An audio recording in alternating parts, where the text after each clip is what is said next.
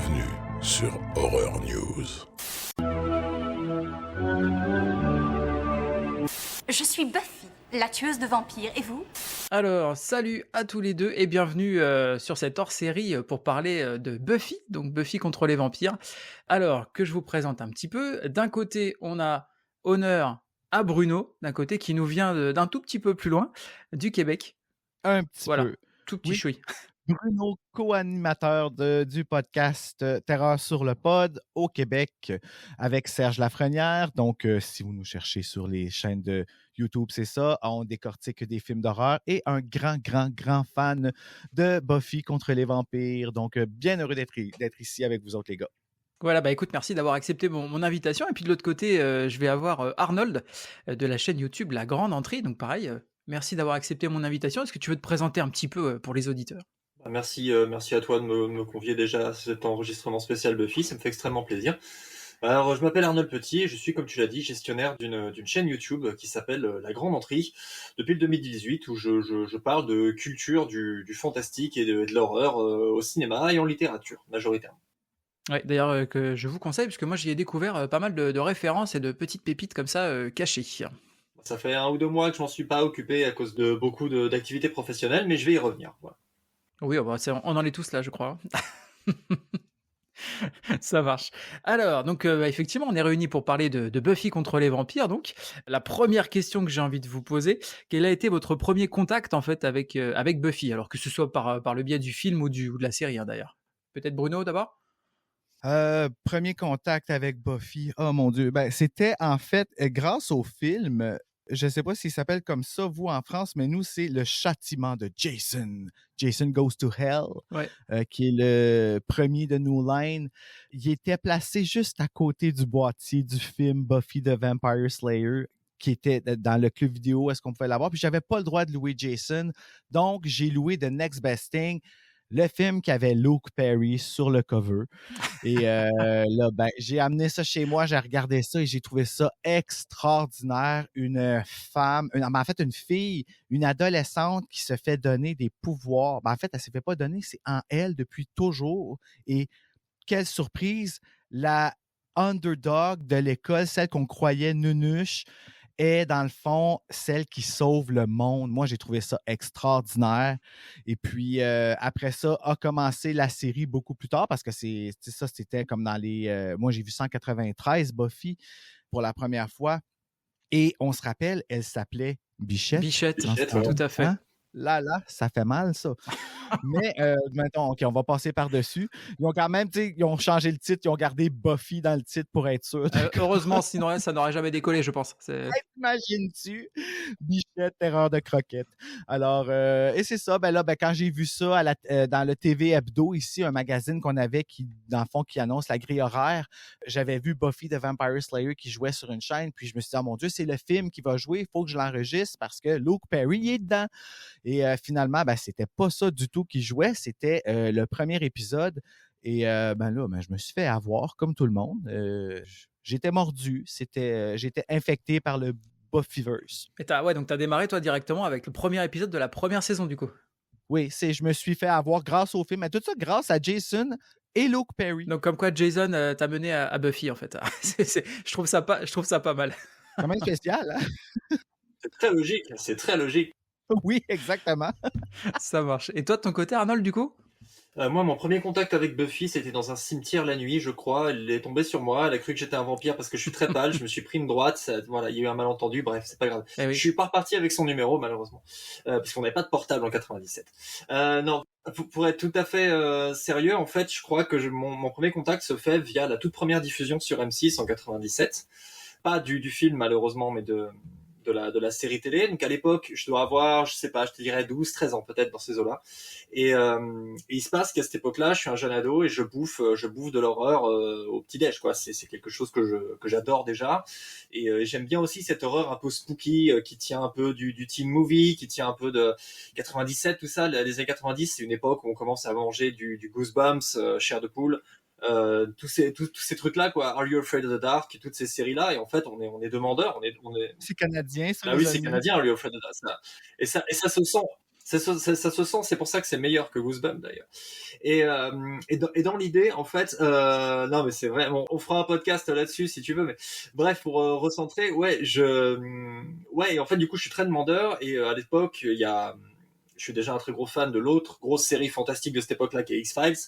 Et les M6 à cette époque-là achètent énormément de séries fantastiques. Il y a beaucoup de trucs qui sont diffusés. Il y a le reboot d'Au-delà du réel notamment. Ouais, tout à fait. La série Poltergeist, il y a eu Roswell, il y a eu Charmed, il y a eu tout ça, ouais. Voilà, tout ça c'est arrivé. Charmed et Roswell, ça il me semble que c'est arrivé après Buffy.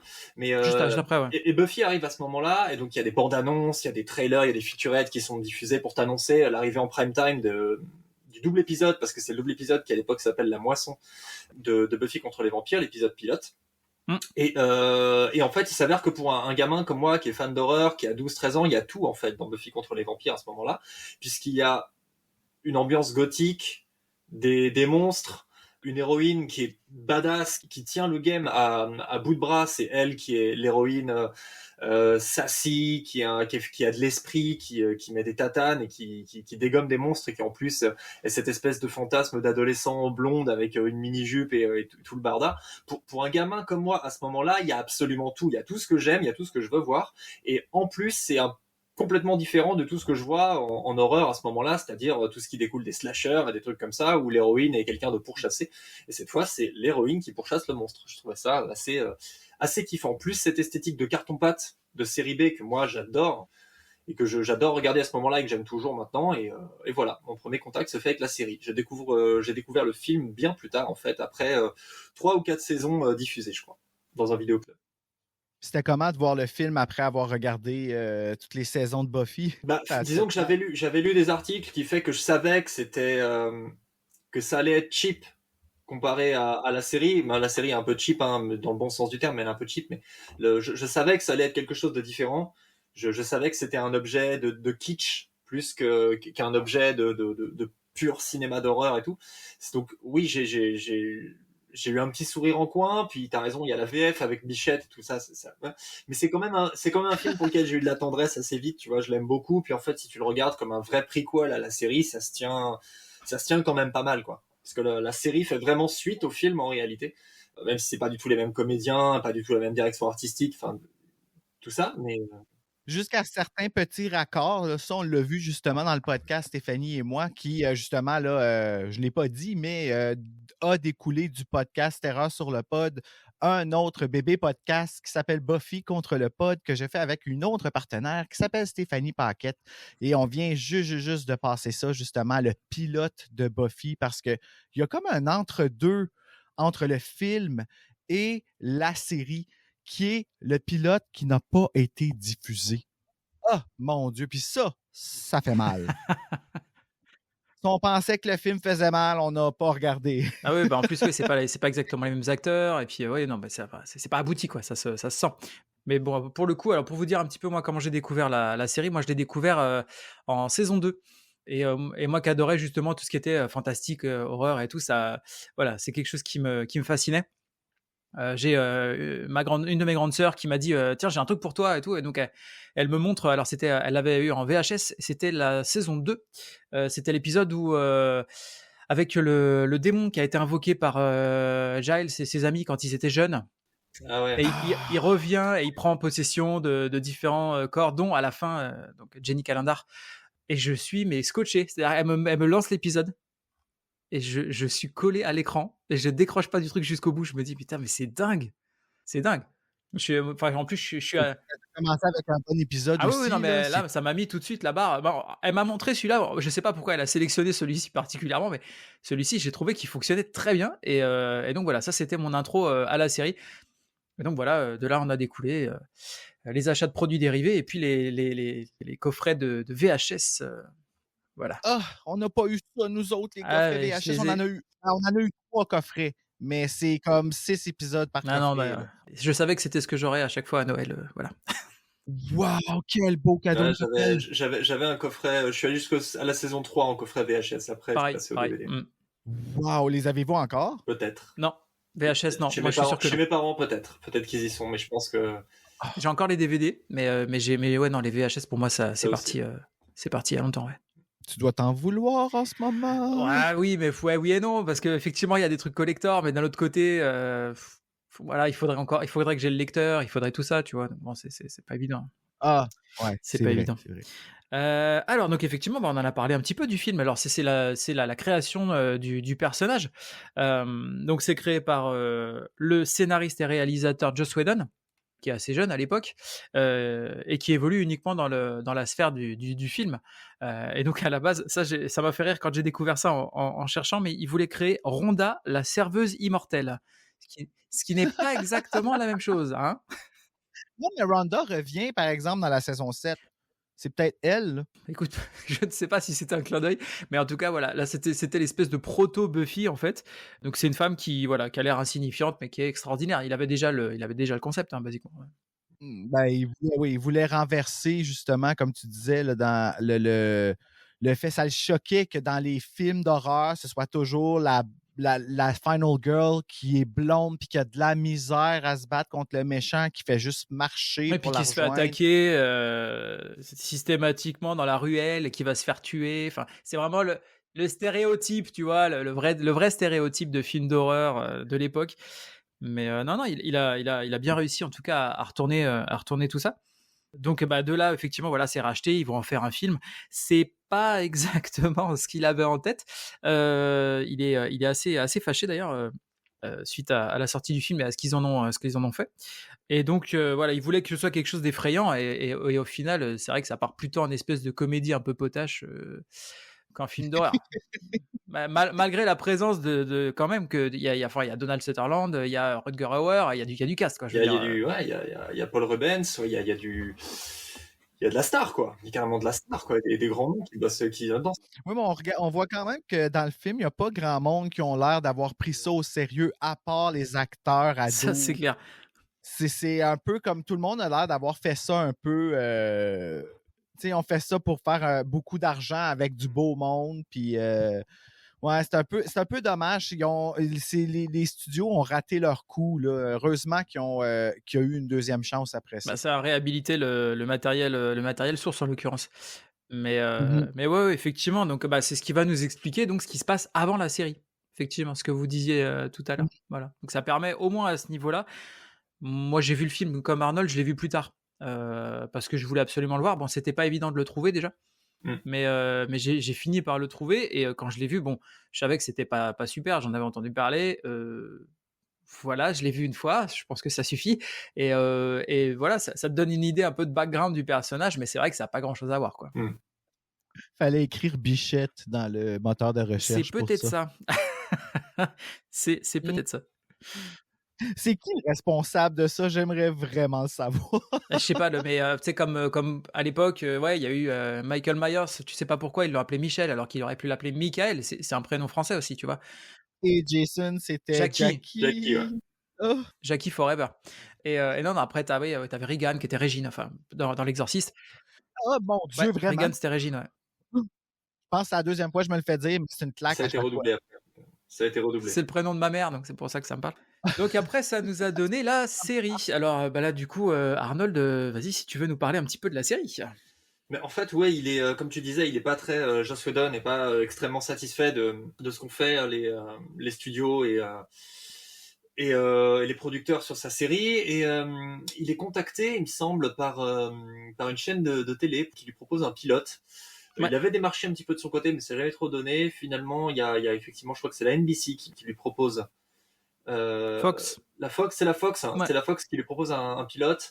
Et le pilote en question, donc comme l'a dit Bruno, effectivement, est une première tentative qui est plutôt pas folle et qui ne débouche sur aucun accord concret. Et finalement, c'est la NBC qui là récupère le bébé en lui proposant de retourner le pilote et de continuer à produire la série à moindre coût pour un tout petit cachet de télévision qui pour l'époque représente, je sais pas, quelques millions de dollars, mais pas quelque chose de très important. Et il me semble que c'est la Fox qui récupère la diffusion du pilote et de la série, qui, contre toute attente, à sa diffusion en mars 97, fait quand même un bon petit carton d'audience. et arrive à fédérer pas mal de spectateurs. Comme je dis, il y a cette espèce d'engouement pour le fantastique à l'époque, à ce moment-là, qui fait que ça fonctionne auprès d'un public adolescent, surtout qui est très souvent rivé devant sa télévision. Et finalement, la série va se décliner comme ça pendant 7 saisons. 7 saisons pour un total de, si je ne me trompe pas, 144 épisodes, plus le pilote non diffusé, qui découlera à la fin de la saison 3 de Buffy sur un spin-off, donc Angel, consacré au personnage titre d'Angel. Voilà, le vampire avec une âme. Qui est un Tout bon à fait. concept aussi que j'aime beaucoup, qui est très, très hérité d'Anne Rice pour le coup, mais ce serait bien qu'on parle d'Angel à un moment, parce que je trouve que c'est une série dont on parle pas souvent, et en fait, par pas mal d'aspects, je la trouve même supérieure à Buffy sur beaucoup de choses, en fait. Ouais, calme-toi Bruno, respire. Sur Non, mais beaucoup de choses, j'ai effectivement. pas dit sur tout.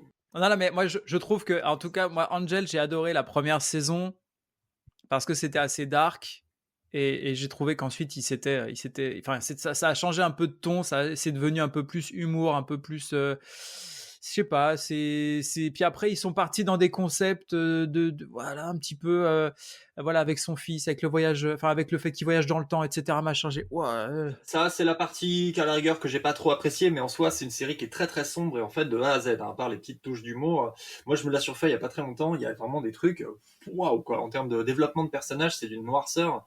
Et ce que je trouve génial, c'est que c'est une série qui reprend les mal aimés de la série Buffy, quoi, à savoir Cordelia Chase, qui est ce personnage de peste. De peste un peu relou, mais qui a quand même beaucoup de profondeur dans Buffy, hein, sur 3 saisons. Et l'aspirant observateur qui est Wesley Wyndham-Pryce, qui est joué par Alexis Denisof, et qui est un personnage, qui est un des meilleurs développements de personnages de tout le Buffyverse. Enfin, je le trouve vraiment excellent, très attachant. Ah bah lui qui part comme bouffon et qui finit effectivement dans des trucs, il va quand même dans des coins assez sombres dans c'est un des meilleurs, je trouve, des meilleures performances d'acteurs du Buffyverse, Alexis Denisof. De là où il part, pour là où il arrive, il y a vraiment tout un jeu, enfin vraiment. Ah oui, il a un arc. On va y revenir, je suppose. Qui est complexe. On a aussi l'histoire de Fate dans Angel, oui, c'est vrai. Qui se poursuit, quelques petits épisodes crossover avec Buffy dans la saison 1 d'Angel. Moi, Angel, ce qui m'a frappé beaucoup, là, c'est le personnage de Fred et la fin. La fin, j'ai jamais vu une fin comme ça, que je dirais pas parce que je veux pas spoiler, mais j'ai jamais vu une fin comme ça dans rien d'autre après, puis c'est vraiment ce qui m'a marqué le plus de cette série-là. Ça marche. Donc voilà, effectivement, Buffy c'est passé de 97 à 2003. Enfin, en tout cas aux US, du coup. Et donc, on va démarrer avec la première saison. Bruno, est-ce que tu veux nous expliquer un petit peu, on va dérouler un petit peu les saisons comme ça pour voir ce qu'on en a pensé, est-ce qu'il y a des épisodes qui nous ont marqué et tout ça. Donc, je te laisse démarrer. Saison 1, on arrive à Sunnydale. Donc, bienvenue tout le monde à Sunnydale, en Californie, où est-ce qu'on rencontre une Buffy qui veut retrouver sa vie normale, qui déménage avec sa mère et sa mère divorcée et qui commence au lycée de Sunnydale. Sa première journée et justement, qui dit première journée, dit rencontre tous les personnages de la série qu'on va voir pour les 12 prochains épisodes. On fait la rencontre de Giles, qui est son observateur un peu maladroit au début, qui pense, il s'attend à avoir une Slayer qui arrive motivée à travailler, à tuer des vampires. Il sort un livre, puis c'est pas ça. Elle rencontre ensuite Cordelia, qui s'avère être quelqu'un qui est sa méchanceté est cachée en dessous d'une gentillesse qui est fausse.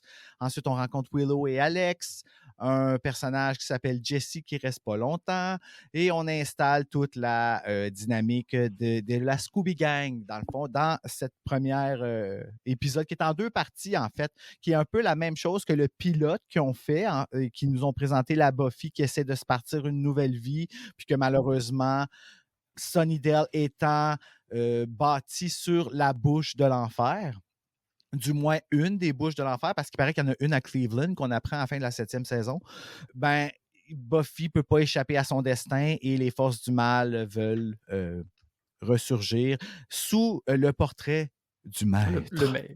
Qui est un vampire qui oh boy. Je sais pas que j'en pense du maître. Je le trouve pas menaçant. T'sais, il est juste pris en dessous.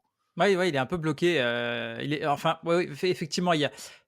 tu sens la menace quand même, parce que bon, il fait des démonstrations de force quand même, assez impressionnantes, mais à côté de ça, effectivement, il est bloqué sous la ville, en fait. Donc il est obligé d'envoyer son petit personnel, Oui. voilà, pour lui chercher, qui finalement font pas le poids devant Buffy. On l'apprend quand même pendant 11-12 ouais, ouais, épisodes. mais effectivement, il est obligé d'envoyer, voilà, ses sbires pour récupérer, de la nourriture à droite à gauche et puis, faire, bah, ce qu'il faut pour justement pouvoir enfin le libérer avec cette ouverture de la porte, des enfers. Donc effectivement, la némésis de la saison, c'est lui.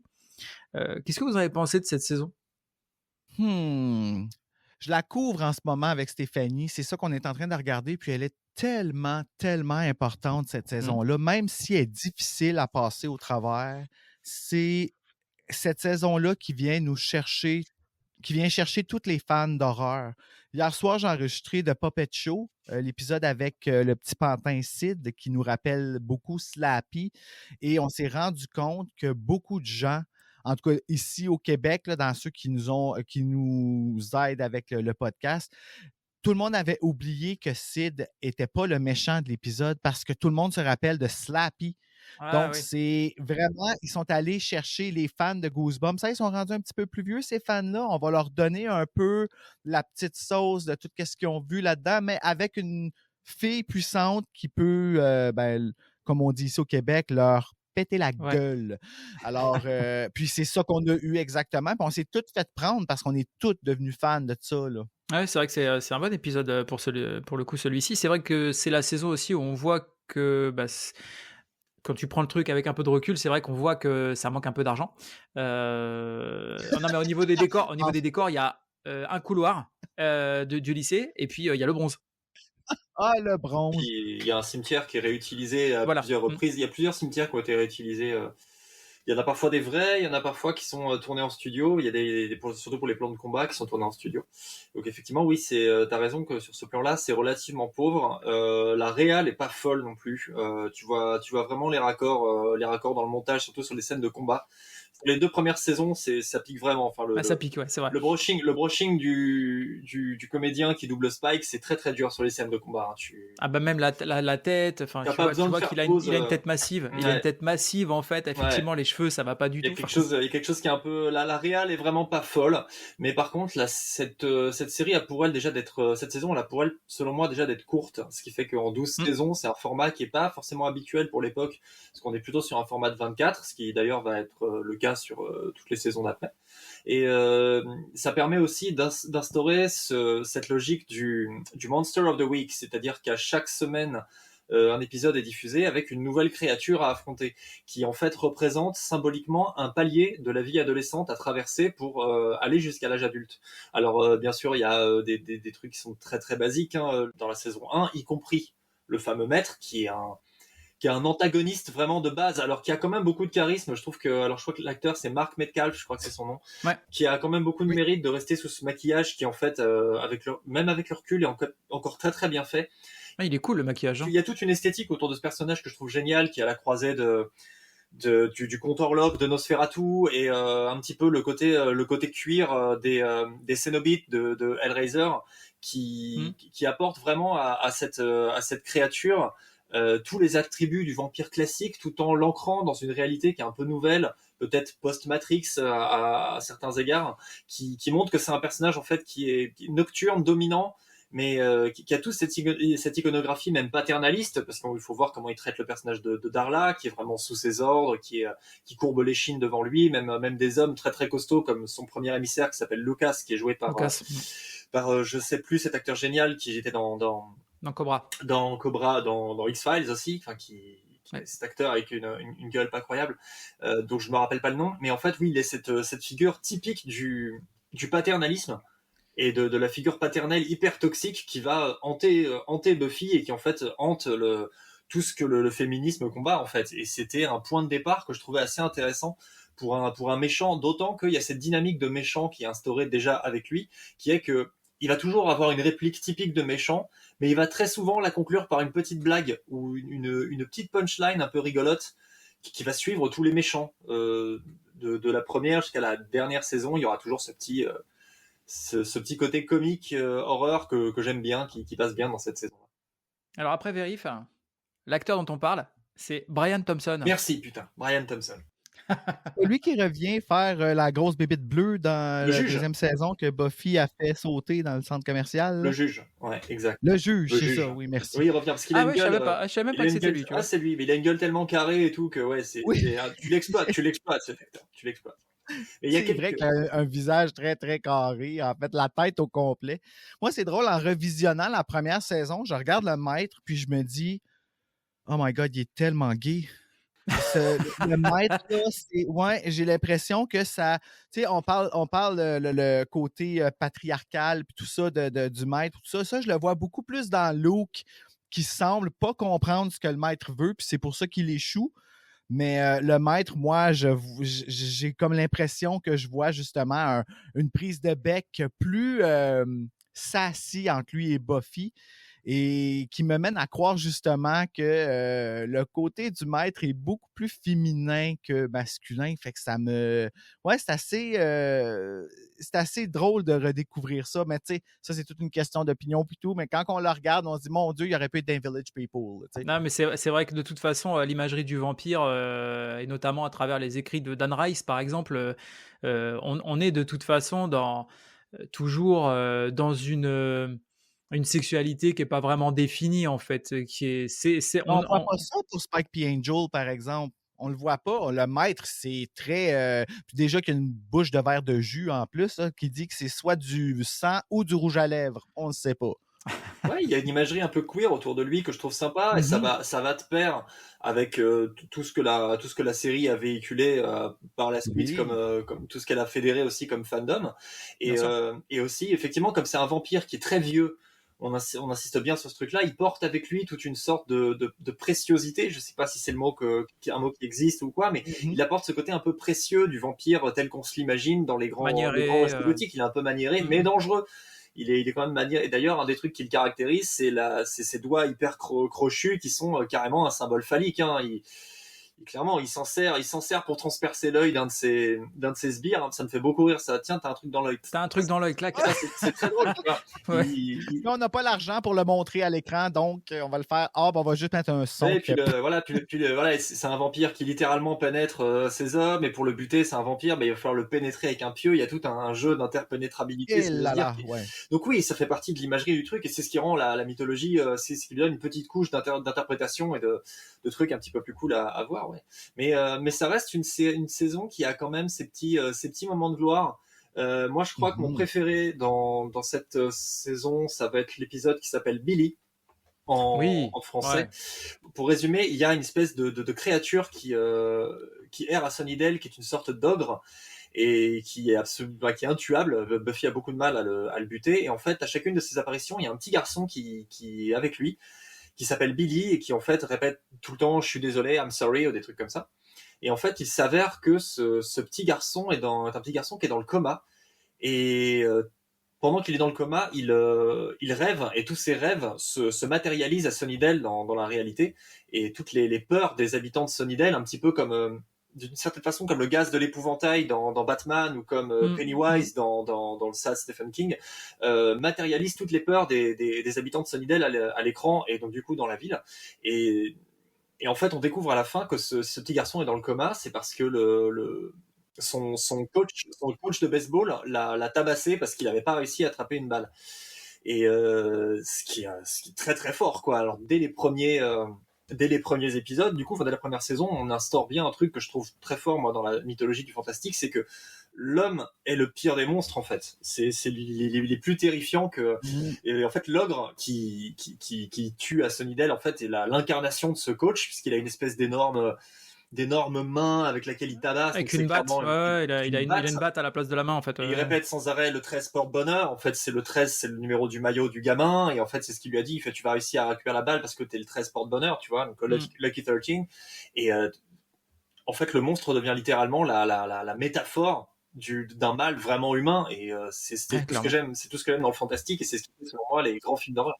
C'est beaucoup plus glaçant d'ailleurs quand tu t'aperçois de ce que c'est et de ce qu'il y a derrière le monstre. Ouais. En fait. Et tu t'aperçois que c'est la représentation qu'a le gosse Ouais. de cet adulte en fait qui Ouais. l'a frappé, et donc lui il voit un ogre monstrueux, massif, Ouais. effectivement. Ouais, non, c'est Et la série va plusieurs fois réutiliser ce motif. Il y a un épisode dans une saison ultérieure avec une vieille dame qui a martyrisé des enfants dans une maison Ah, mon Dieu, saison 4, oui. qui est devenue une sororité ou un truc, une fraternité étudiant, et en fait la Ouais. maison est hantée par les... Le mur, là. Ouais, les le murs, qui ouais. fait sentir, il est super flippant ce truc-là. Et en fait, oui, on montre la cruauté de l'être humain, quoi, avant toute chose. Moi, j'aime beaucoup ça.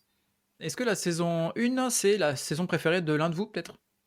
Hmm, Je vais vous demander, non. je vais vous demander ça à chaque fois, et quel est votre épisode préféré du coup? Moi, je viens de le donner, du coup. Bah pareil, c'est l'épisode 10 de la première saison, c'est Billy, ouais. Mais vous me parlez de ça, c'est drôle parce que Billy, c'est le prochain épisode qu'on s'en va faire, moi puis Steph. Puis là, vous me parlez de ça, puis on dirait que ça me rend un peu nerveux parce que ça a l'air d'être quand même un épisode qui peut avoir quand même des triggers pour des. Tu sais, clairement. aujourd'hui, maintenant qu'on est plus réveillé. Dans la saison 1, moi, l'épisode Witch, c'en est un que j'ai adoré. Un que j'ai hâte de revoir, c'est Out of Sight, Out of Mind, quelque chose comme ça, me semble le titre, là, qui est avec Cléa Duval, que j'adore. Ouais, Oui. ouais. J'adore. Femme invisible. Voilà. Oui, qui je trouve qui est tellement criant. Et je trouve que ça. Puis c'est un épisode qui a bien vieilli. En fait, qui n'a pas vieilli par rapport à l'intimidation dans les écoles, puis comment certains élèves introvertis peuvent se sentir tellement invisibles et invalidés à un point tel qu'ils disparaissent et se dissocient complètement. J'aurais aimé avoir une suite à cet épisode-là. Donc, c'est la seule suite qu'on a eue, c'est un peu la tentative d'une fille qui disparaît dans la saison 7, puis que Buffy vient la gifler Tout à pour fait, la ouais. ramener. Puis ça m'avait fait « Ah, OK, elle m'a vu. » Puis tu sais, c'est un peu... tu sais, moi, je me suis un peu identifié justement à Cléa Duval, puis... je dis Cléa Duval, c'est Marcy là, dans le nom de l'épisode là, qu'elle s'appelle, mais cette comédienne-là, je vais toujours la voir dans mon cœur à cause de ça, parce que ça m'a vraiment marqué. Elle est époustouflante. Donc, Je pense que ouais, c'est des thèmes qui sont toujours d'actualité, c'est pour ça que la série fonctionne toujours aujourd'hui, quoi. Puis comment est-ce qu'on pourrait transposer ça dans l'ère des réseaux sociaux, tu sais, comme aujourd'hui, là, on a ça là, qui est disons-le, devenu plus un fléau, en fait, que je serais vraiment curieux de voir comment ils pourraient réadapter ça, Buffy, justement, parce que moi, je suis tout pour le remake, là, j'en veux un maintenant.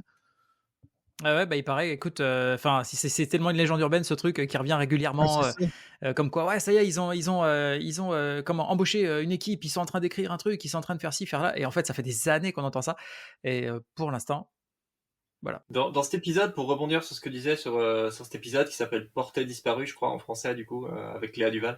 C'est le premier épisode déjà dès le début de la série du coup qu'on ajoute une petite touche de sympathie pour Cordelia. Parce qu'en fait, comme ils partent à la chasse de la femme invisible qui commet des crimes dans le lycée de Sunnydale pour se venger du coup, Buffy se retrouve seule avec Cordelia. Et elle la met un peu à sa place en mode bah tu dois être bien fier de toi, voilà, on a une meuf invisible par ta faute. Et en fait Cordelia laisse passer un tout petit truc de sa vie personnelle où elle explique qu'en fait elle est pas sans cœur et que elle se montre populaire et dédaigneuse avec les gens parce que ça la valide, elle, contrairement à Marcy, ça la valide auprès des gens. Et elle dit ce truc-là que je trouve très fort. Elle fait les gens sont tellement empressés d'être d'accord avec moi qu'ils se posent pas la question en fait de qui je suis réellement. Et Buffy lui demande bah alors pourquoi est-ce que tu joues ce jeu de dupe en fait. Et elle répond ce truc qui moi me crève le cœur. En fait elle dit parce que je préfère être mal accompagnée que toute seule. C'est horrible quoi. Donc j'ai moins de pitié pour Cordelia que pour Marcy, hein, bien évidemment. Mais ça ajoute déjà un petit truc sur Cordelia.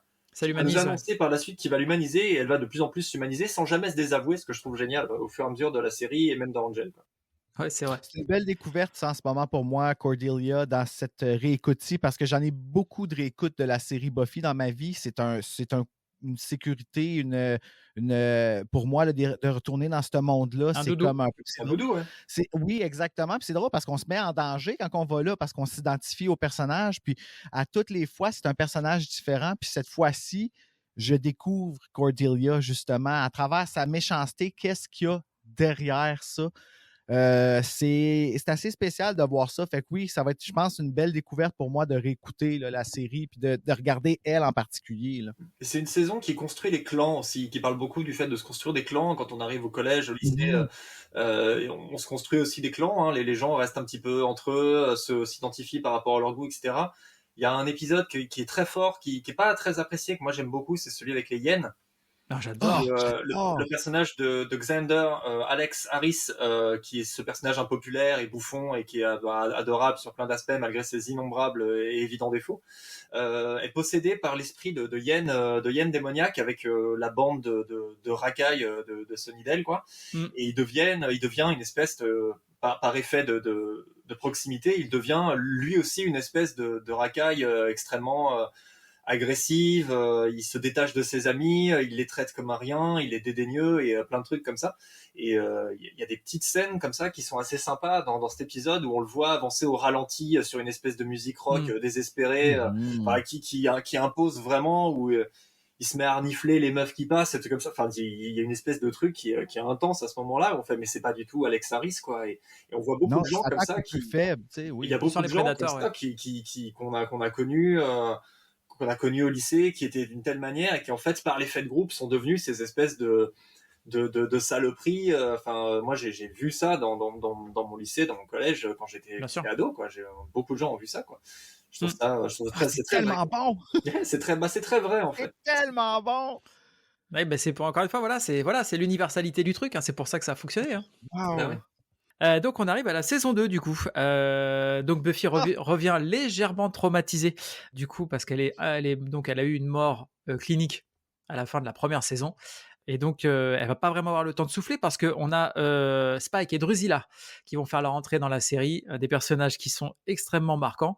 On a aussi Angel qui va perdre son âme et qui va rejoindre les deux terreurs et donc voilà, ça va se terminer avec des épisodes déchirants. Qui sont parmi moi personnellement en tout cas les épisodes que je préfère de la série avec les épisodes d'Akatla en 2 parties et donc voilà elle va finir par s'enfuir de la ville donc je le disais donc Spike, Drusilla, Angel et donc le juste des justes qui est évacué parce que le petit en fait l'enfant grandissait trop vite donc Spike s'en débarrasse très rapidement c'est assez bizarre en fait quand on le voit là, alors que c'est censé être la terreur, le nouvel antagoniste et tout, et puis en fait Spike s'en débarrasse d'un revers de la main, quoi. Bon, c'est vrai que c'est bon. Drusilla, quand elle arrive, m'a dire, je trouve qu'elle fait tellement peur qu'on l'oublie assez vite, le successeur. Honnêtement, là, parce que la folie, en fait, c'est le vide dans ses yeux. On voit que Spike, il en prend soin parce que si ça saute, cette histoire-là, là, ça va détruire. Puis on le voit, là, il essaie de récupérer son espèce d'âme, qui est un peu une histoire compliquée, là, ça, de la saison 2, là, pour être honnête. Mais la saison 2 aussi nous amène à avoir une seconde Slayer. Oui, tout à fait. Pour moi, une histoire de fou, là, j'adore ça. Parce que ça va nous amener à Fate plus tard, puis Fate, moi, je l'adore. Là. Mais vous, Angel, lui avez-vous pardonné? Alors moi personnellement c'est un de mes personnages préférés de la série et parce que Buffy moi quand j'étais adolescent c'était le fournisseur officiel de papier peint de ma chambre hein. Il y avait des posters partout et donc le peu de posters où c'était pas Buffy c'était Angel donc voilà donc moi oui je lui ai pardonné parce que voilà il a perdu son âme etc. Oui c'est pas pareil c'est tout c'est là que repose tout aussi toute la dynamique dramatique de la série et du personnage, quoi. On est bien loin d'une série pour ados classique et même d'une série de beat-lit vampires adolescentes comme on en ferait aujourd'hui, quoi. Ou alors tout découle de ça, quoi. Tout découle de. Ouais, clairement. Là encore, on est sur une métaphore, quoi, du petit copain et de l'homme comme personnage dangereux. Mais totalement inconscient de lui-même. Enfin, il y avait quelque chose de très chouette fait autour d'Angel. Ouais, donc, t'as du mal tout à fait à l'en vouloir. Et, En plus, pour la première fois qu'elle couche avec lui, et hop, d'un coup, il a cette transformation et il se transforme en espèce de monstre et il est d'autant plus dangereux et blessant que justement c'est un proche et donc il sait exactement sur quel bouton appuyer pour la blesser, quoi. Donc on lui en veut énormément et d'un autre côté, on a appris à l'aimer avant et on sait que c'était On sait il est gentil quand il a une âme. Encore une fois, un trope qui existe, quoi. Les jeunes filles qui couchent avec un mec et qui finalement le lendemain la calculent plus. Ouais. Aujourd'hui, on verra peut-être la chose un petit peu différemment. Je pense que voilà, peut-être, mais c'était très clair que c'était une métaphore de ça aussi, quoi. Bien sûr. Bien sûr, et donc effectivement, comme tu le disais, Bruno, il y a Kendra, donc la tueuse Kendra qui arrive dans cette saison. On a aussi Oz Ouais. et Jenny Calendar. Ah! Voyons, excusez, là, je vous arrêtez pas de me faire réagir. On me rappelle du destin de chacun d'eux. Tu cliques comme ça, C'est ça. tu fais péter un câble. J'ai des chocs. Là. Alors, qu'est-ce que vous avez pensé de cette saison? Est-ce que c'est votre saison préférée? Oui, non? Saison préférée, je dirais saison. Pour moi, c'est une saison à part, ça. C'est la saison que tout le monde peut écouter et se relier. Et la réponse pour moi, c'est non.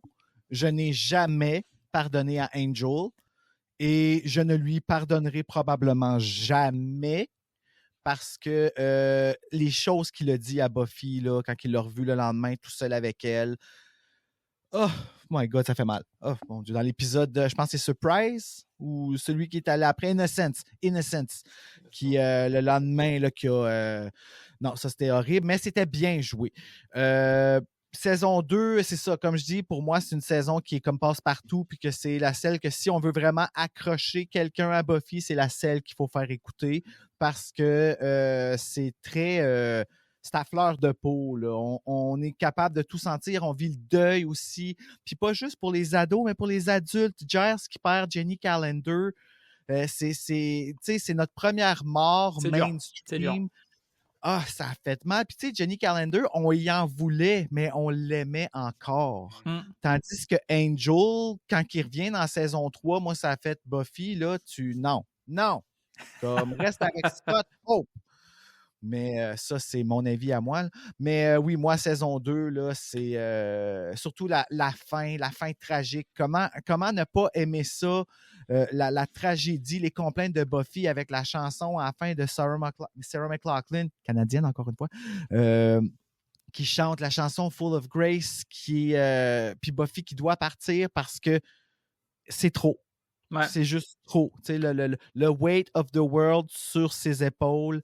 Moi, ça m'a fait beaucoup de bien de voir Buffy passer à travers ces sentiments-là.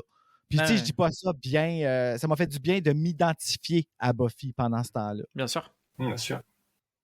Et toi, Arnold, du coup? Je trouve que pendant très longtemps, ça a été ma saison préférée. Mais c'est surtout parce qu'elle contient beaucoup d'épisodes qui figurent parmi, je trouve, les mieux écrits et les mieux les plus divertissants en fait en soi. Ouais. Alors déjà, il y a un truc que moi j'aime beaucoup, c'est que c'est une saison qui se réapproprie à son compte les monstres classiques. Et moi, je suis un véritable fan des monstres classiques. Alors ça commence avec un épisode dans lequel il y a un ancien joueur de foot de Sunnydale qui est ramené par son frère, enfin son Frankenstein. Ouais, Frankenstein. Il faut qu'il se crée une fiancée, donc il doit récupérer des body parts, des morceaux de corps. Et en fait, la tête qu'il veut, bien évidemment, c'est celle de Cordelia. Et d'ailleurs, c'est un acteur de The Walking Dead qui joue ce personnage, celui qui jouait le roux avec la brosse là et la moustache. Ah oui, d'accord, Abraham. Abraham, voilà. Oui. Je me rappelle pas le nom de l'acteur, mais c'est lui en fait. Il y a plein de visages connus dans cette catégorie-là. Si tu veux t'amuser, dans un des épisodes que je trouve les plus géniaux et terrifiants de la série, c'est Les Hommes Poissons, dans laquelle il y a une réinterprétation de la créature du Lagon Noir, encore une fois les monstres classiques, et dans lequel il y a Wentworth Miller qui est le futur héros de la série Prison Break. Mon futur mari aussi. Il y a non, mais t'as beaucoup de guests. Hein. Il y a le loup-garou, avec bien sûr Oz, qui est un des personnages les plus touchants et attachants de l'histoire. Hein. Je pense que c'est un des meilleurs. Clair. C'est un des meilleurs, joué par Seth Green, qui est un très bon ami à la base de Sarah Michelle Gellar, qui joue Buffy. Et d'ailleurs, le design du loup-garou dans cette saison est unique, c'est-à-dire que à partir de la saison 3, le maquillage sera revu et la direction artistique du loup-garou change entièrement. Plutôt que cette Complètement espèce designé. de Ouais. gros monstre monolithique avec une gueule, un museau, des oreilles comme ça et tout, comme on verrait un loup-garou, il devient une espèce de créature plus recroquevillée qui se déplace comme un chien à quatre pattes, avec un visage beaucoup plus humain, enfin beaucoup plus hybride. Je sais pas ce que je préfère, mais je continue à adorer Oz, quoi. J'adore ce personnage, quoi.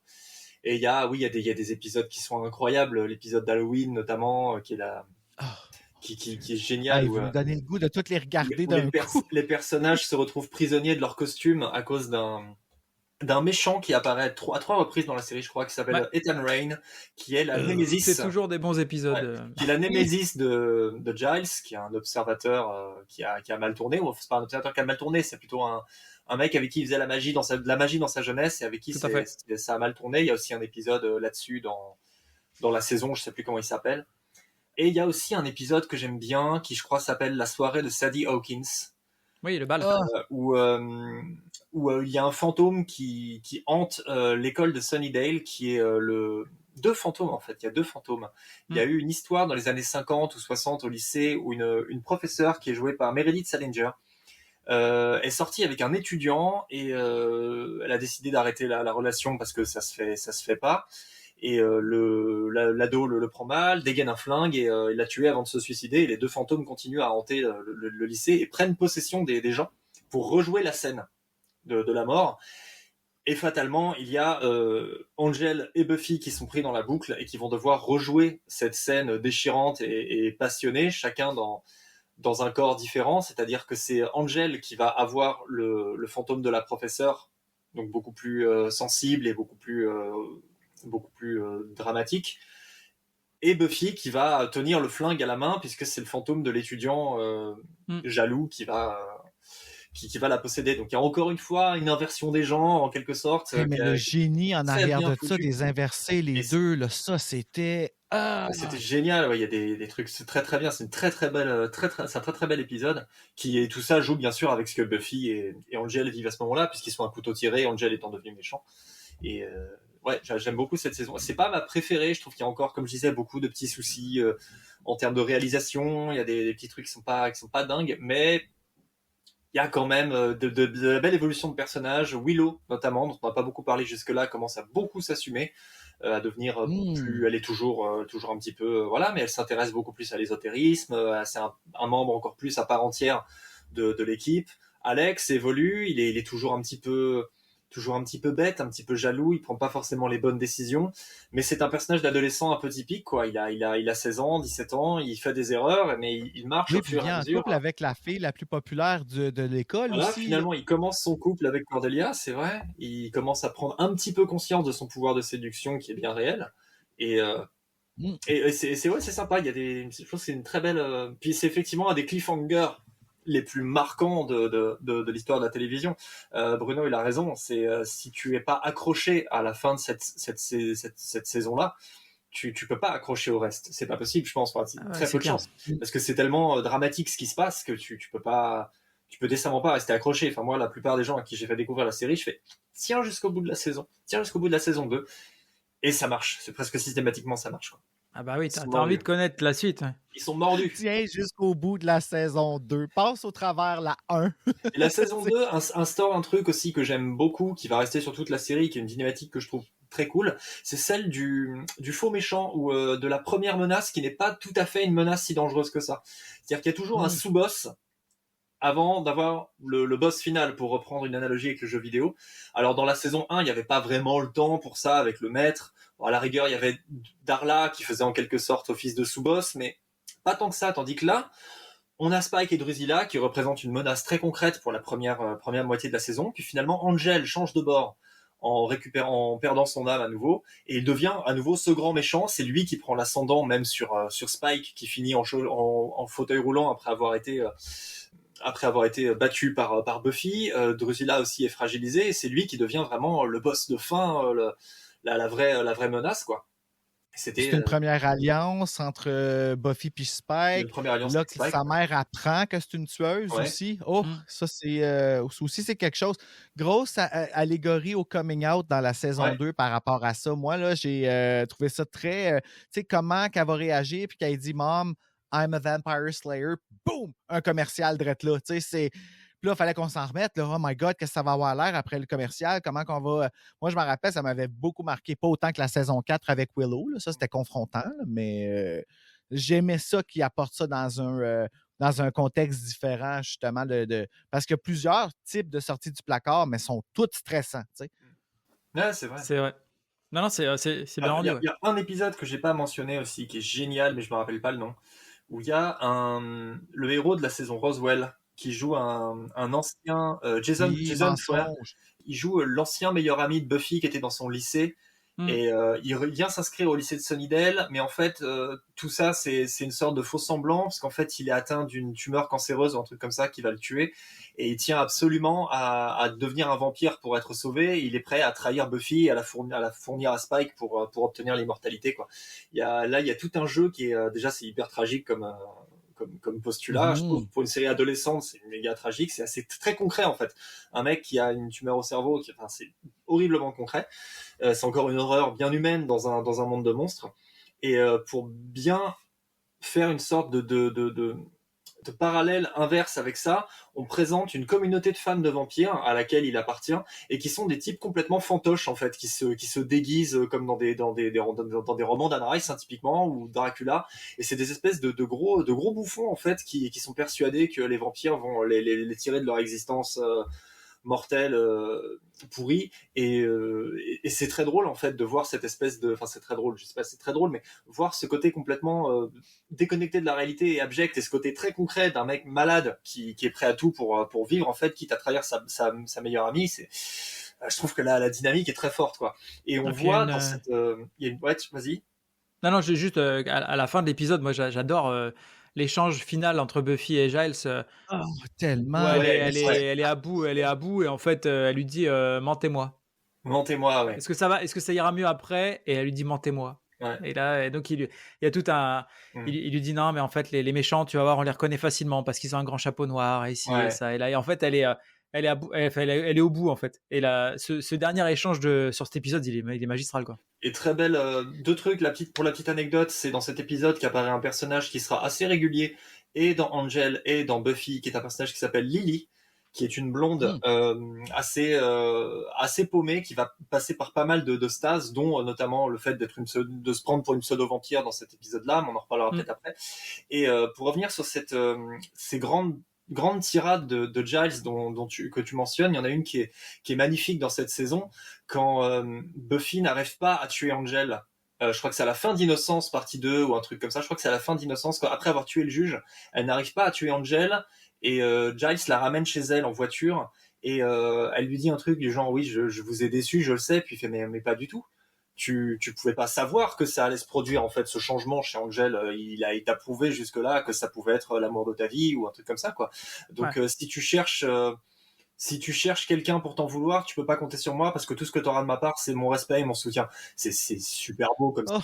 Tu vois, ça te fait... Mon Dieu, je viens d'avoir Puis Sarah Michelle Gellar joue très bien à ce moment-là. Elle joue très bien le côté touché. Et puis bon, après il y a la mort de Jenny Calendar, où Giles va avec sa bite et son couteau littéralement essayer de tuer Angel, mais il n'y arrive pas. Elle le sauve et il se brouille, et elle lui fout une mandale pour le punir, elle lui dit, vous n'avez pas le droit de me faire ça, j'ai encore besoin de vous, sinon je vais crever.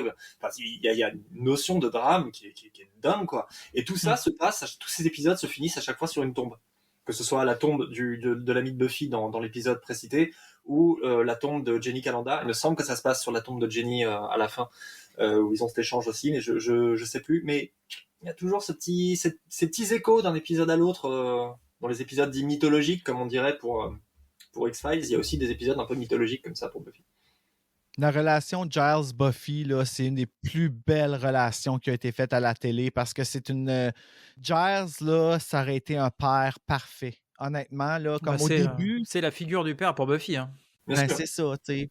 C'est drôle parce qu'au début, il l'invalide beaucoup dans la saison 1, tu sais, quand il arrive avec des choses, quand il dit, moi, je le sens, tu me dis de me fier à mon feeling, mais quand j'arrive, tu te dis, ben non, Alex, il agit comme tous les adolescents. Turns out, c'est une hyène, tu sais. Ouais. Même chose avec Willow, elle communique avec Moloch, tu sais, ben, comme toutes les adolescentes, tu sais, il parle avec, elle se fait séduire. Turns out, c'est un démon qui est entré dans l'ordinateur que lui-même a peur de confronter puis qui a besoin de Jenny Calendar, tu sais. Ouais. Fait que je trouve ça beau de voir comment il apprend de sa Slayer aussi, là, Giles. Ouais. Bien sûr. Ils vont c'est un échange de toute façon tout au long de la série jusqu'au bout. Hein. Et même à des moments où Giles se pense complètement inutile et justement Buffy lui rappelle que voilà, c'est que ce soit pour elle ou même pour le groupe. Hein. Alex, Willow, ça reste un pilier, et ça reste un repère pour eux. Bien sûr. Pour Giles, ça dure vraiment de la saison 4 à la saison 6, son besoin de partir. Fait que c'est triste. En fait, moi, ça, c'est une de mes plus grosses déceptions de la série que Giles s'en aille. Je suis d'accord, j'abonde dans ton sens, oui, c'est triste qu'il s'en aille, mais c'est super logique qu'il s'en aille. C'est très logique. Oui, c'est sûr. Pour le passage de Buffy au monde adulte, c'était nécessaire. Il s'en va pour mieux revenir. Et on en parlera tout à l'heure, mais je pense que c'est bien dit, ça. C'est le plus beau retour fin d'épisode de l'histoire de la série télé. Alors là, moi, j'étais comme un dingue devant mon écran quand je le regardais religieusement. Ça passait le samedi soir et tout, je le regardais religieusement. I'd like to test that theory. Ça, on parlait du même bout, ok, c'est bon. Et d'un coup, quand il débarque dans la boutique pour contrecarrer Dark Willow, et celle-là, je pense que tout le monde était comme des dingues devant l'écran. Ça, j'aimerais beaucoup le voir sur grand écran cet épisode pour que tu sais, peut-être pas le Grand Rex, faut pas déconner, mais tu sais, pour voir les gens galvanisés et tout, ça serait énorme. Ah bah ouais, je pense que tu te fais une espèce de choix d'épisodes un peu marquants comme ça. Voilà, il y a moyen de faire un truc avec ça, c'est clair. Il l'avait fait, je crois, à la Cinémathèque d'ailleurs. La Cinémathèque française, Ah ouais, il l'avait fait, je crois. Pour les 25 ans de la série ou une connerie comme ça, il me semble qu'ils avaient choisi plusieurs épisodes et ils les avaient diffusés. Mon rêve. énorme. Et donc épisode préféré pour toi, Bruno? Oh, saison 2, mon Dieu. Only Have Eyes for You. Ouais, définitivement, cet épisode-là, ça a été... j'ai beaucoup aimé l'épisode aussi, Kiss by Death, quand que Buffy est à l'hôpital puis qu'elle rêve de sa cousine. Oui, excellent. Excellent.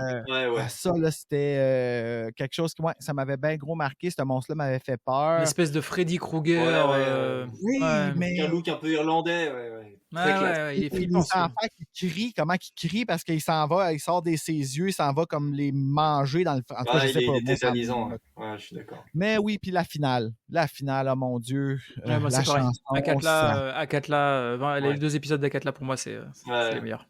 C'est vrai. Ça marche. Alors du coup, on enchaîne avec la saison 3. Arnold, est-ce que tu peux nous parler un peu de la saison 3? La saison 3, en fait, c'est une saison qui commence ailleurs qu'à Sunnydale et à Sunnydale. Il y a une double narration qui est très très sympa, parce qu'en fait, alors Buffy a quitté Sunnydale parce qu'effectivement tout ce qui s'est passé est beaucoup trop traumatisant pour elle, donc elle quitte Sunnydale sans prévenir sa mère, sa mère l'a plus ou moins foutu à la porte à la fin, il y a une espèce d'embrouille, mais bon, elle aurait pu revenir le soir même et ça serait arrangé, mais non. Elle décide de partir, elle rate le début de sa scolarité, et elle retourne donc à Los Angeles, où elle vit d'un petit boulot de serveuse, où elle s'invisibilise elle-même, elle est l'ombre d'elle-même, quoi. Donc, elle accepte de fermer sa gueule quand les routiers en manquent lui mettent leur la main au cul. C'est absolument horrible. Et elle se rapproche d'une jeune fille qui s'appelle Lily, donc qui a été introduite dans l'épisode de la saison 2 dont je parlais tout à l'heure, et qui, elle aussi, en fait, après tout ça, après cet épisode un petit peu dur où Spike a tué tous ses amis, elle est partie se réfugier à Los Angeles, elle a rencontré un mec qui s'appelle Ricky, je crois, un truc comme ça, et ils vont elle est un peu à la rue, elle vit dans des squats, et en fait elle essaie un petit peu de devenir copine avec Buffy parce qu'elle la reconnaît, elle sait que c'est elle qui lui a sauvé la vie, donc elle se dit elle va peut-être pouvoir l'aider à ce moment-là. Mais il se passe quelque chose d'un petit peu étrange, c'est que le fameux Ricky est enlevé par une espèce de race de démons souterrains qui ont une espèce d'imagerie un peu nazifiante avec des uniformes, des conneries comme ça, et qui en fait réduisent les gens en esclavage dans les sous-sols de Los Angeles, dans une dimension parallèle où ils vieillissent très lentement, je crois, un truc comme ça. Bref, en tout cas, Buffy save the day, quoi. Elle arrive à sauver tout le monde. Elle baptise Lily Anne, elle lui donne son deuxième nom, Buffy Ann Summers, pour qu'elle puisse démarrer avec une nouvelle identité. Elle lui laisse son petit appartement, elle lui laisse un peu les clés pour redevenir quelqu'un de bien, quoi. Et Buffy repart donc à Sunnydale. Elle est pas forcément bien accueillie, mais tout le monde fait un petit peu comme si de rien n'était. Enfin, c'est un petit peu étrange. Coup de théâtre au milieu de tout ça, au milieu de quelques aventures, deux coups de théâtre. Le premier, le retour d'Angel, qui, pour une raison un peu inconnue, est ramené de la dimension maléfique dans laquelle il a été envoyé par Buffy, qu'il a tué à la fin, juste avant, au moment crucial qu'il récupère son âme grâce au rituel de Willow. Sauf qu'il est dans un état bestial. Il est traumatisé par tout ce qu'il a vécu dans la dimension infernale dans laquelle il a été Des centaines projeté. d'années. Voilà, des centaines d'années. Buffy le garde caché, essaie de s'en occuper jusqu'à ce qu'il se sente un petit peu mieux. Bien sûr, au nez à la barbe de Giles. Et deuxième événement très important, c'est qu'il y a une nouvelle tueuse en ville.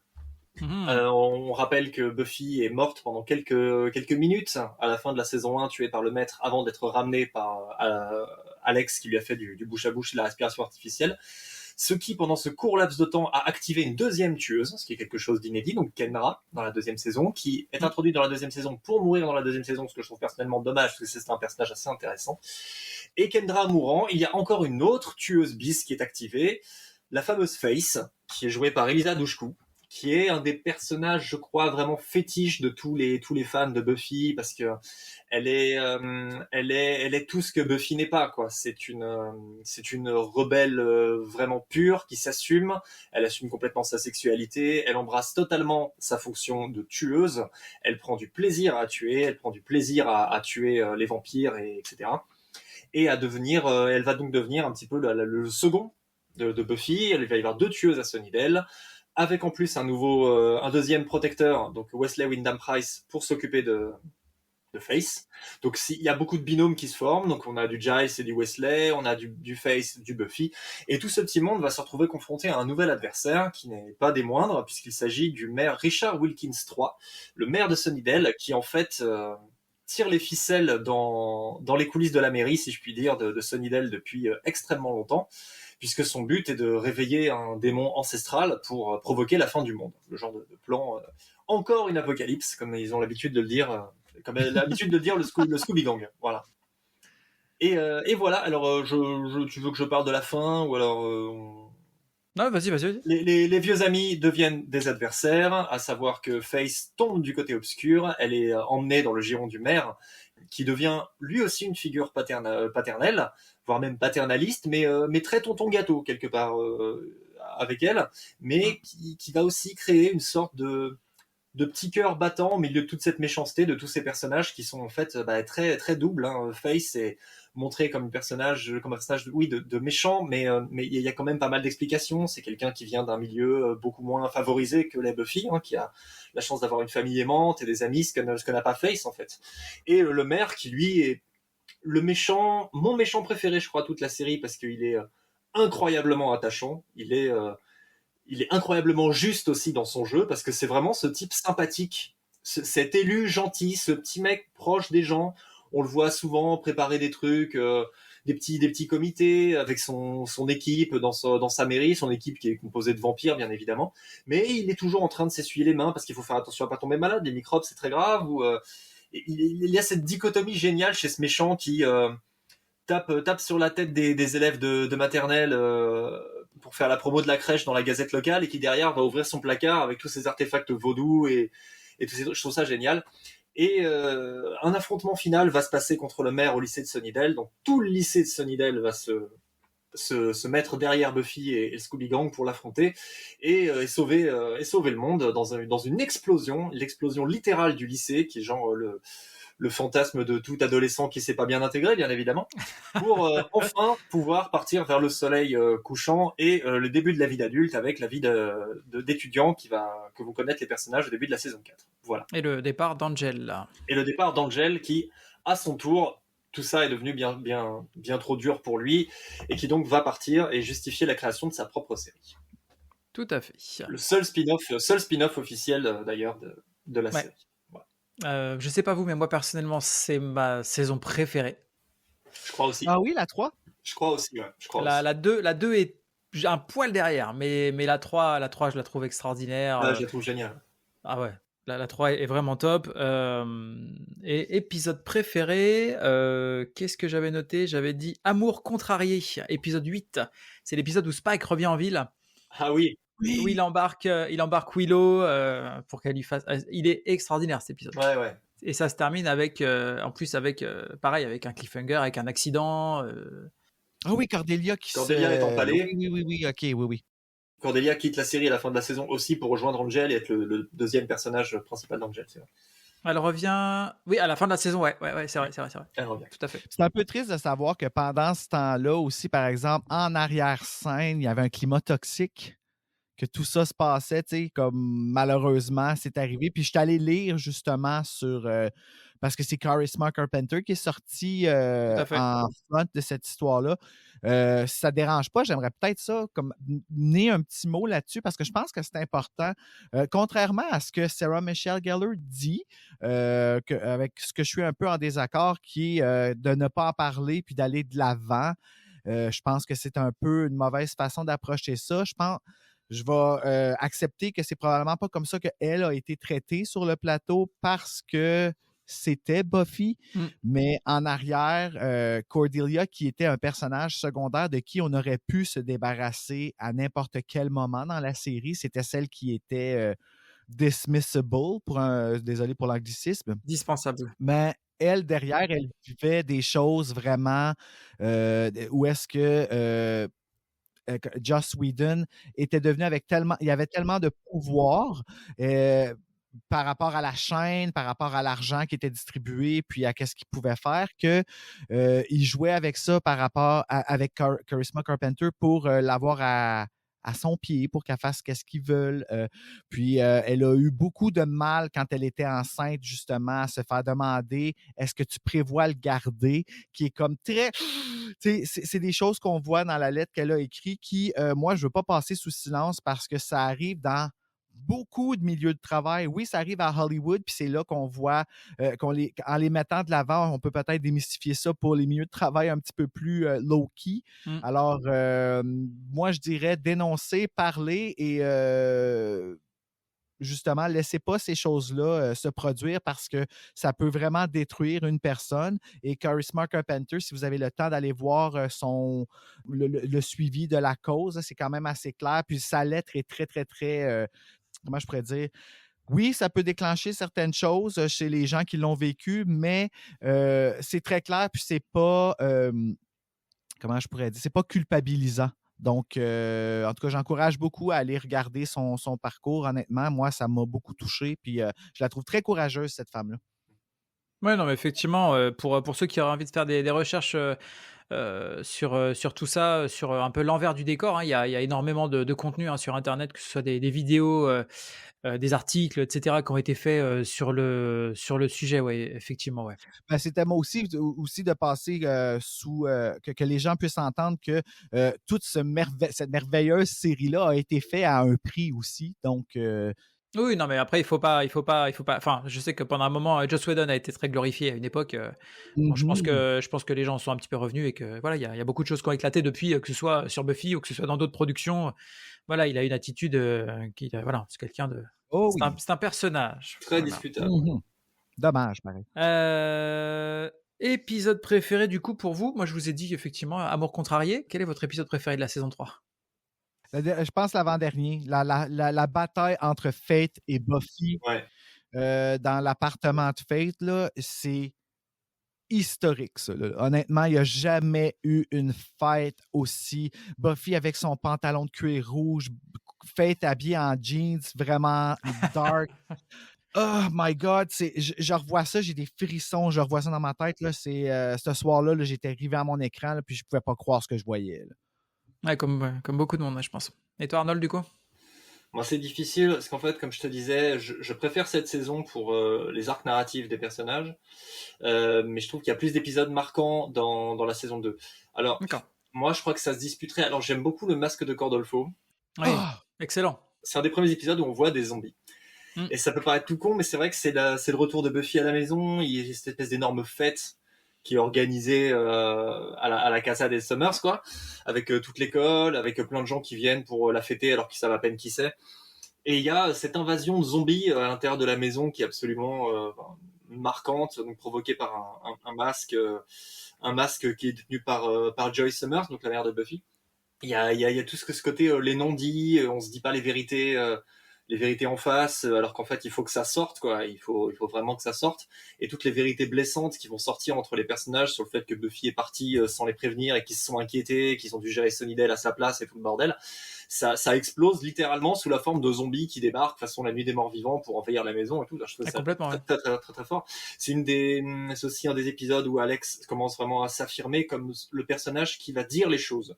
Pour de vrai. C'est peut-être le personnage qui n'a pas de pouvoir, mais un de ses pouvoirs, en fait, est d'être entièrement humain dans ses défauts comme dans ses qualités. Et il peut paraître dur dans ses propos, mais il faut qu'il les dise, parce que Buffy, toute héroïque qu'elle soit, a parfois pas forcément la maturité nécessaire pour entendre les choses, même si elles sont difficiles à entendre.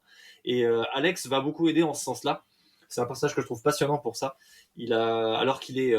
il a beaucoup de travers d'adolescent misogyne au début, il a beaucoup de travers de tout ça, mais il va finalement passer un petit peu outre et arriver à devenir un petit peu plus adulte, peut-être au contact de tous ces gens-là qui lui sont très différents. Donc j'aime beaucoup cet épisode, c'est pas un grand épisode, mais je l'aime beaucoup. Il y a aussi un autre épisode que j'adore qui s'appelle Sans défense, dans lequel Buffy est privée de ses pouvoirs parce qu'elle doit passer un rituel très précis le jour de ses 18 ans, comme toute tueuse qui se respecte. Giles lui enlève ses pouvoirs sans qu'elle s'en rende compte par le prisme d'un cristal, d'un quartz, je crois. Et elle est enfermée dans une maison avec un vampire particulièrement cruel, et il faut qu'elle s'en sorte sans sa super force, sans ses pouvoirs.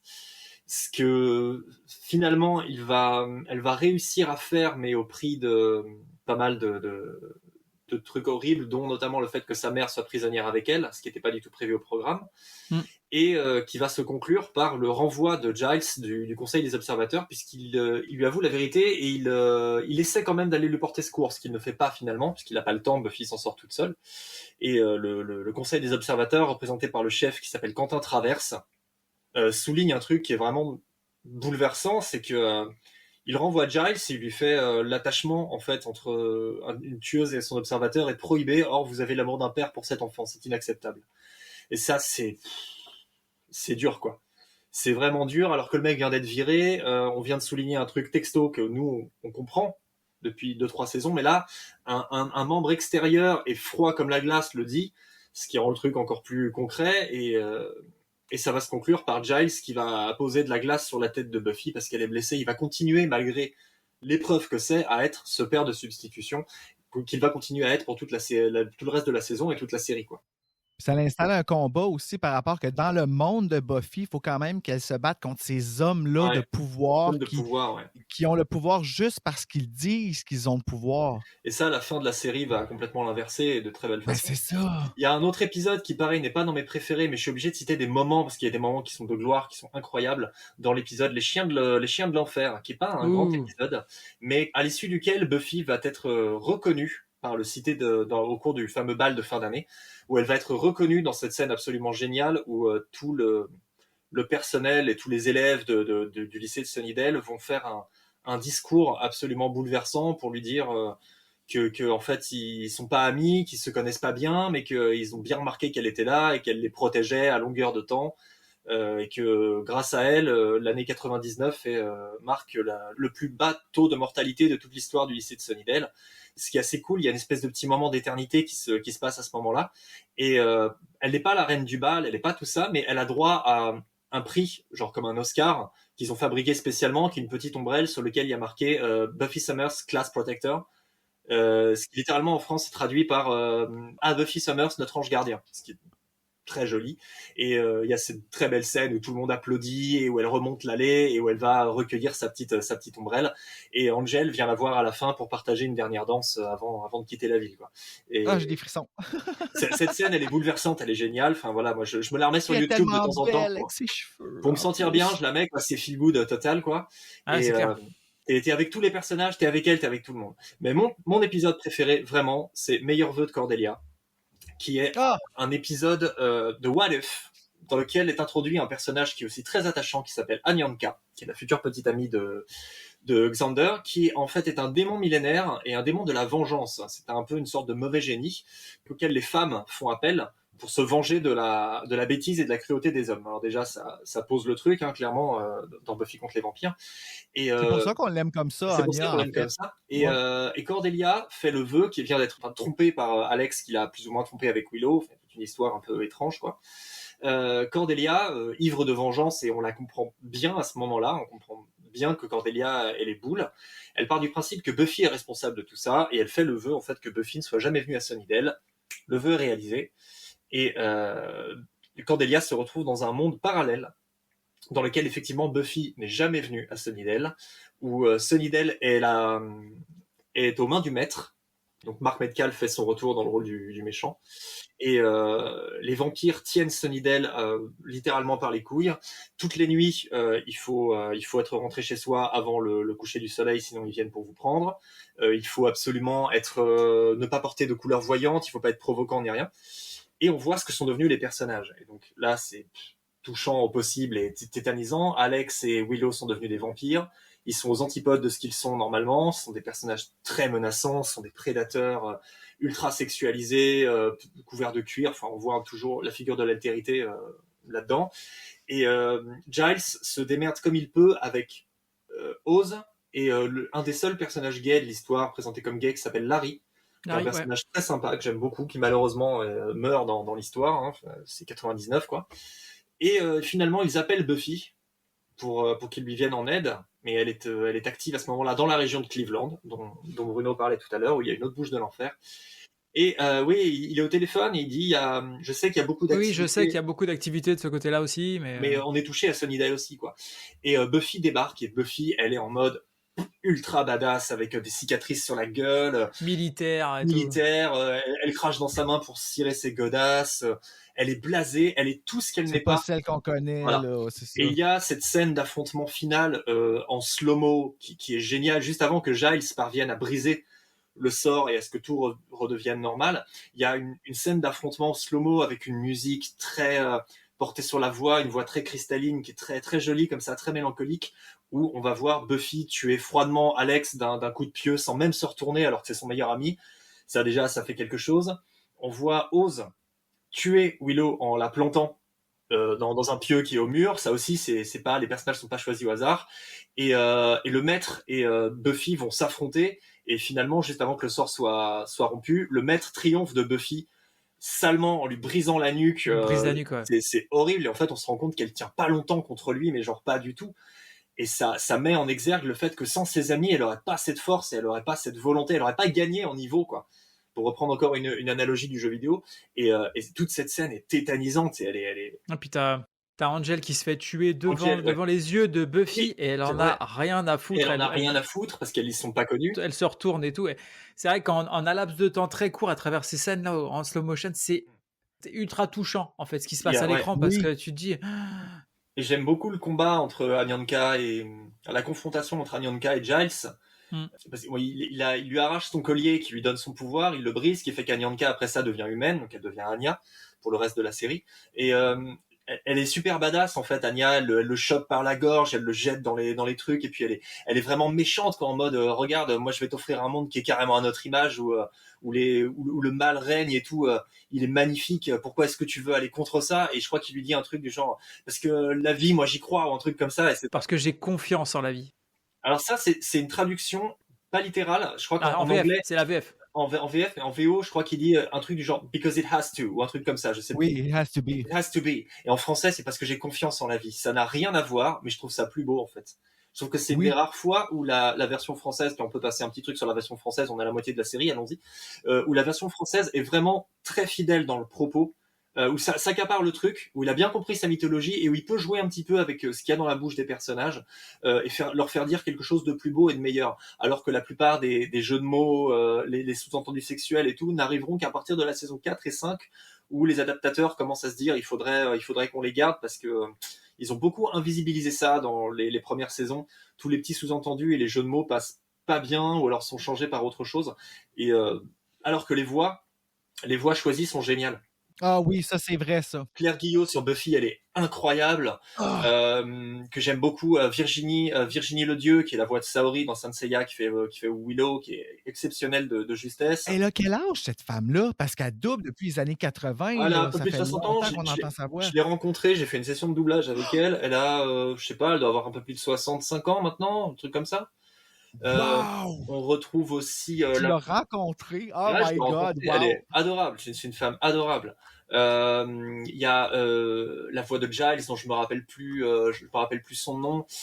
Il s'appelle, je sais plus. Enfin bref, il y a trop de belles voix, quoi. Il y a Moi, c'est Cordelia qui me fait rire, sauf dans la saison 1 quand elle chante la toune. Oh my God! Ouais, elle chante comme une casserole, ouais. Oh my God, c'est bon! Et pour les petites anecdotes sur le doublage français, je peux les placer. La voix française de Spike était à l'époque mariée avec la voix française de Buffy, donc Claire Guillot, donc ils étaient mariés femmes à ce moment-là. Et à partir de la saison 4, ils ont divorcé. Ce qui fait que les affrontements qu'il va y avoir entre les deux personnages à ce moment-là sont... Bon, ça se passait bien, hein, mais ils sont motivés peut-être par quelque chose aussi qui est assez cool.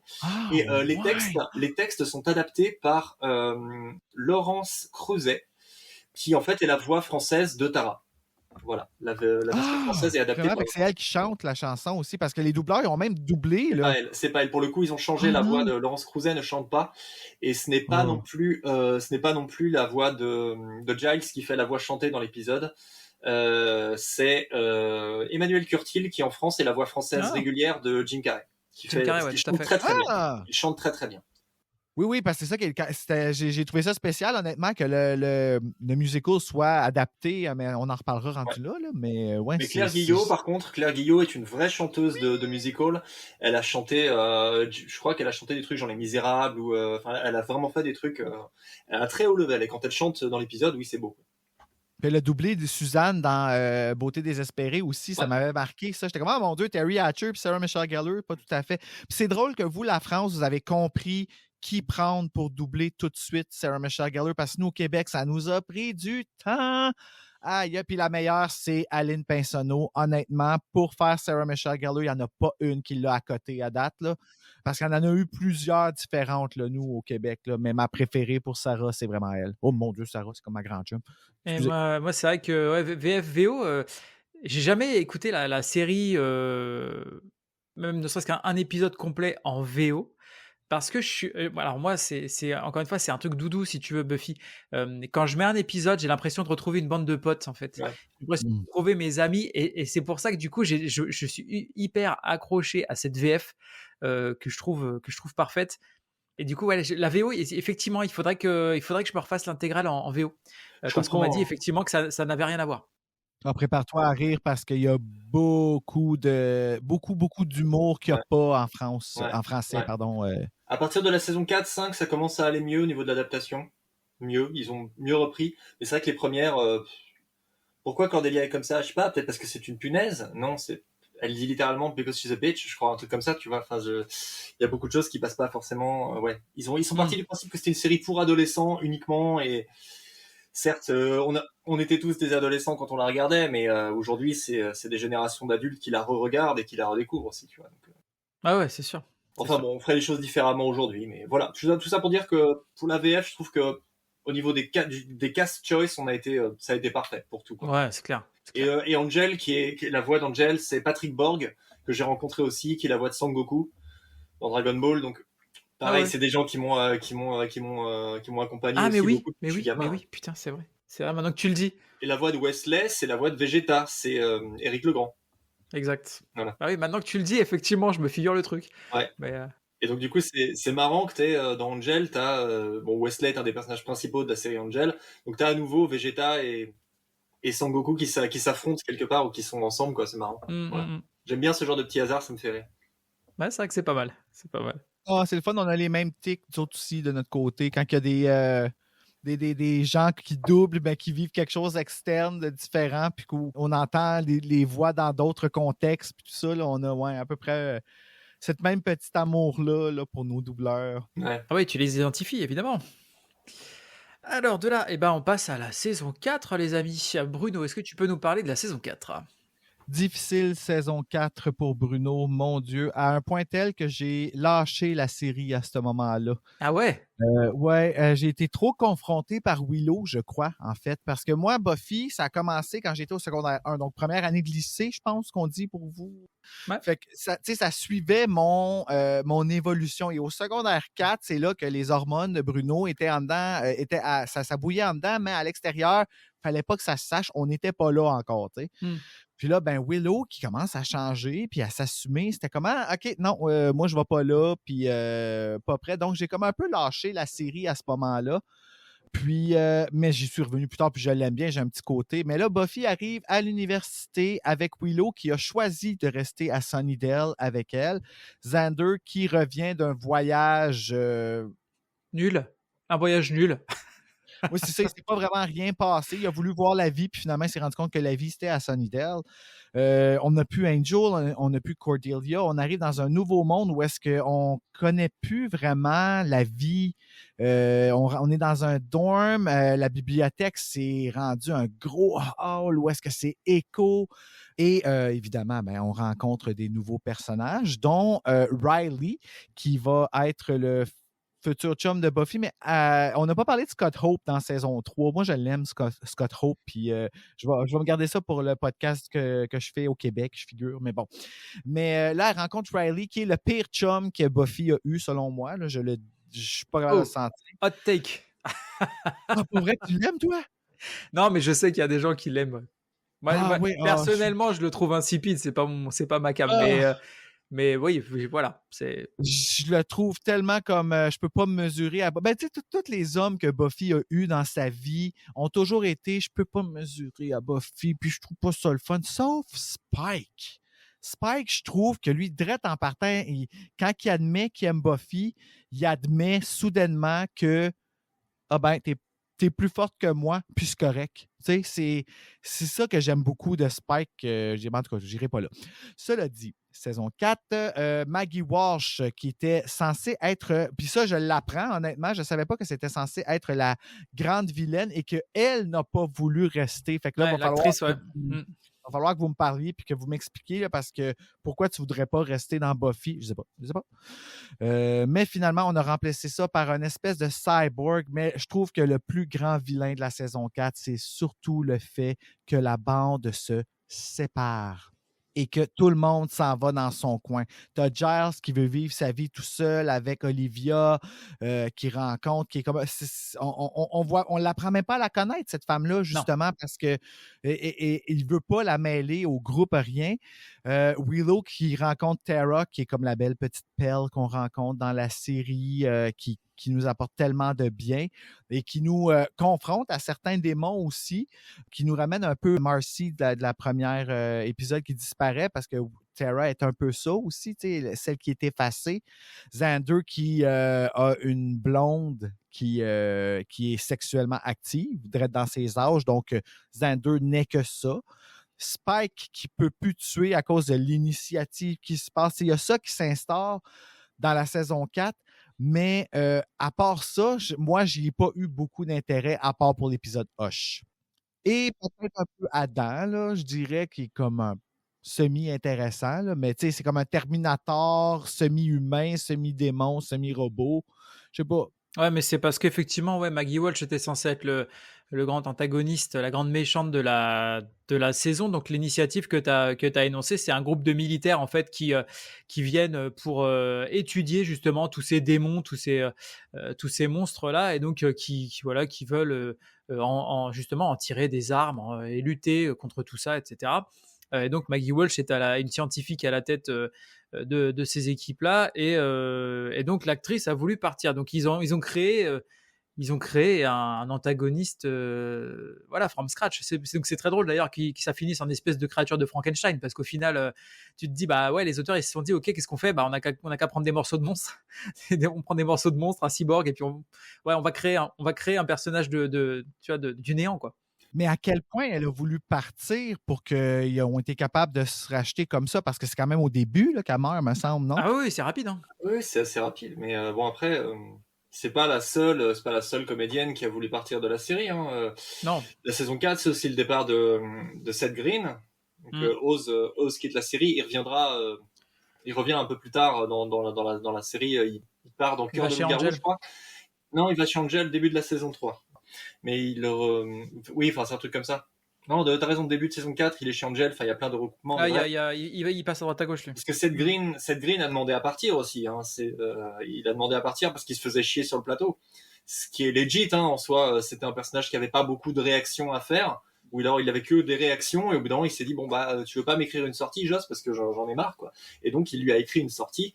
Et on en parlera sur la saison 5. Mais Christine Sutherland aussi, on lui a écrit sa sortie parce que elle voulait quitter la série parce qu'elle allait quitter Los Angeles pour New York, parce qu'elle allait se marier ou un truc comme ça. Elle pouvait plus être au même endroit pour tourner. Donc, beaucoup de choses comme ça réagissent. Comme Jenny Calendar, il me semble que Robbie à la morte, elle a dû quitter la série parce qu'elle a rencontré Dieu ou une connerie comme ça. Oui, ben.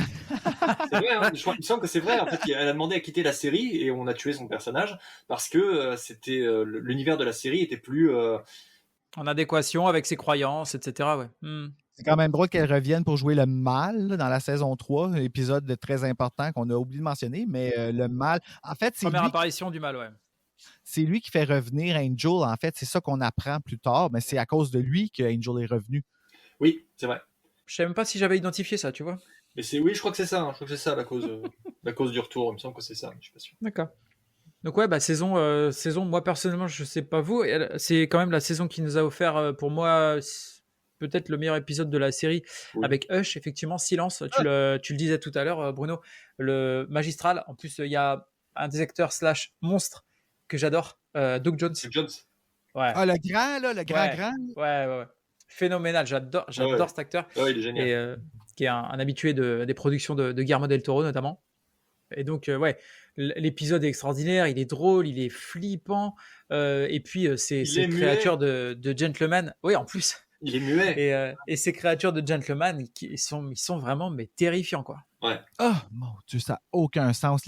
Le fait qu'ils sourient, puis qu'ils font ça en même temps, puis ils flottent. Ah, puis ceux qui courent avec eux autres aussi, les espèces de... Ouais, les espèces de chiens fous, là, en camisole, là. Il y a un gros travail, il y a un super travail de creature design sur eux, je trouve. Hein. C'est vraiment très chouette. C'est parmi les plus marquants. Et oui. Ouais, j'aime beaucoup. Il a raison, Bruno, ça n'a aucun sens. Pourquoi est-ce que ces monstres-là, avec ce physique-là, enlèveraient les voix et tout? Mais tout concorde très bien. Et oui, t'as raison, c'est un des épisodes, des meilleurs épisodes de la série. Tout le monde est d'accord en termes aussi bien de ce qui se passe pour les personnages à ce moment-là, pour tous, hein, qui en fait n'ont jamais autant communiqué de choses qu'en ne pouvant pas parler, en fait. C'est ça qui est très fort. La réunion de Giles avec des petits dessins et où il met une petite musique. Ah, phénoménal.